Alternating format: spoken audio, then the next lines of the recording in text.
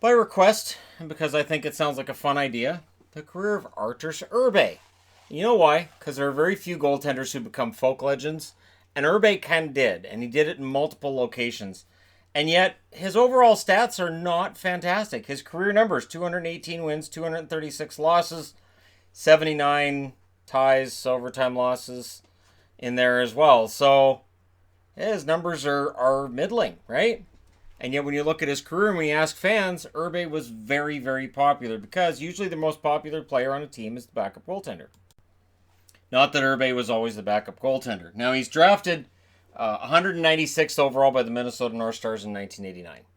He's 5'8", 190 pounds. Or, for those in Europe, 173 centimeters tall, 86 kilos. It's weird because in Canada we still go by feet and weight, by pounds. It's the only time we do it. Everything else is in kilos, but when it's somebody's weight, we go by pounds. So yeah, he's out of Latvia, and he's a hero in his home country of Latvia. So if you're Latvian, hello, welcome to the Irbe video. He becomes a member of the Sharks organization due to the dispersal draft. So he's one of the prospects grabbed by San Jose from the Minnesota North Stars in the most baffling, bewildering thing that I think's ever happened in hockey. It's up there. And so the Sharks are born out of the Minnesota North Stars on top of an expansion draft. 91-92, Irbe gets his feet wet in the NHL. 13 games played, a record of 2-6-3, 4.47 goals against, 868 save percentage. There's nothing in that says this guy's going to be a folk hero. 92-93, one of the most miserable seasons a team can have. 36 games played, a record of 7-26, 4.11 goals against, 886 save percentage. So his numbers get better, even though the win-loss record does not. But his overall numbers do get better.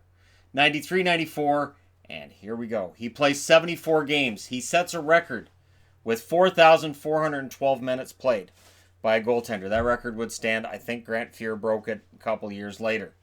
30 wins, 28 losses, 16 ties for him that year. 2.84 goals against, 899 save percentage. It is during this season he earns the nickname The Wall. Now, you can look at his low save percentage, and you can say, well, he wasn't that great. But you can also look at the San Jose Blue Line in 1994 and go, okay, well, that makes sense. He plays 14 playoff games, ends up 7-7. So he's part of a San Jose team that scores a huge first-round upset, and he posts goals against a 3.72, save percentage of 875, and like I said, he gets the nickname The Wall. His save percentage in the playoffs, though, is terrible, and it is hard to get around that. So while they win 7 games, he's become a hero to people, and everybody loves Irbe, because who doesn't? And I did too. I loved Irbe. I thought he was fantastic. The numbers don't quite bear out him being great. And yet, 94-95, he plays 38 games, has a record of 14-19-3, so San Jose has a setback. His goals against, 3.26, his save percentage, 895. In the playoffs, he plays 6 games, goes 2-4, 5.2 goals against, 848 save percentage. That's troubling. And so he falls out of favor with the San Jose Sharks. The following season, 95-96, plays 22 games, 4 wins, 12 losses, 4 ties, 4.59 goals against, 860 save percentage for a Sharks team that doesn't threaten for a playoff spot that year at all, and they let him go. They just release Arturs Irbe. He's gone.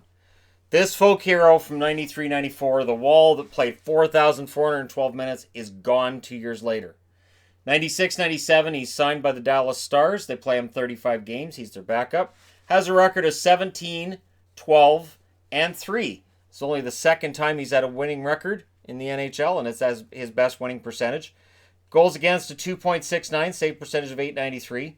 In the playoffs, he plays 1 game, he plays 12 minutes of it, and he doesn't allow a goal. So all of his numbers are perfect across the board there. And then he ends up being a free agent again the next summer. So he signs in Vancouver, 97-98.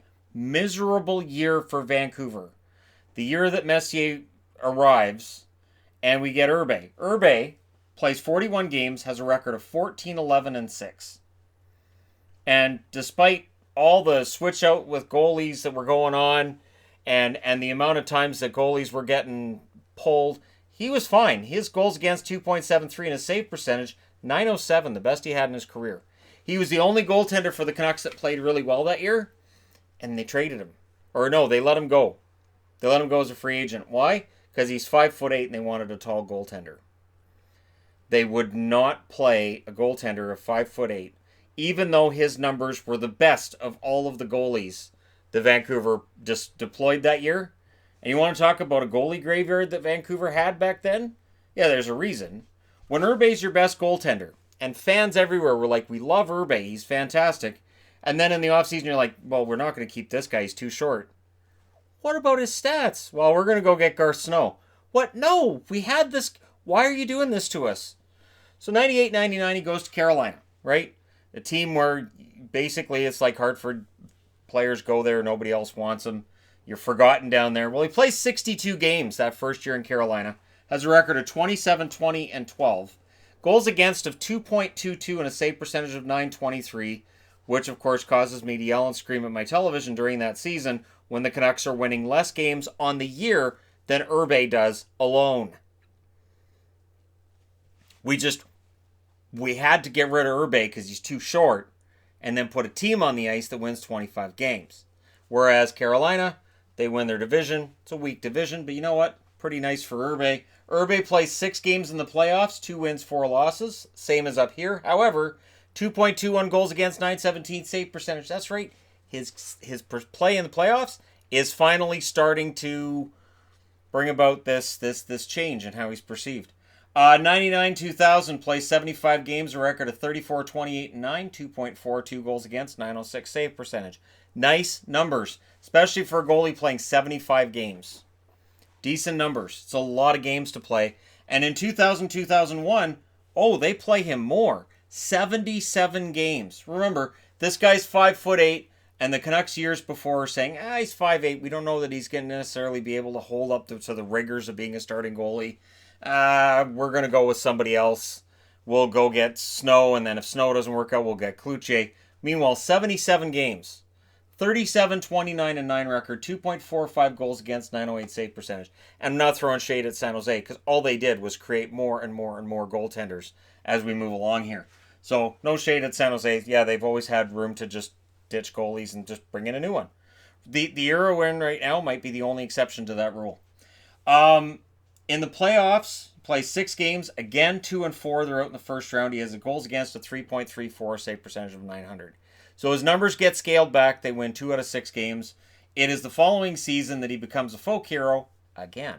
51 games played, 20, 19, and 11 record, 2.54 goals against, 902 save percentage. And then it's the playoffs. 18 games in the playoffs that year and a record of 10 and 8. He wasn't the starter, but when he became the starter, oh boy, did he ever take off. He has goals against in those playoffs of 1.67, save percentage of 938. This seemingly out of nowhere for a goaltender that had never posted numbers anything like this. And you have a hero right there. Absolute hero in Arturs Irbe. The wall is reborn. And then something happens. Something happens after that run, and I don't know what to attribute it to, but 2002-2003, the bottom falls out.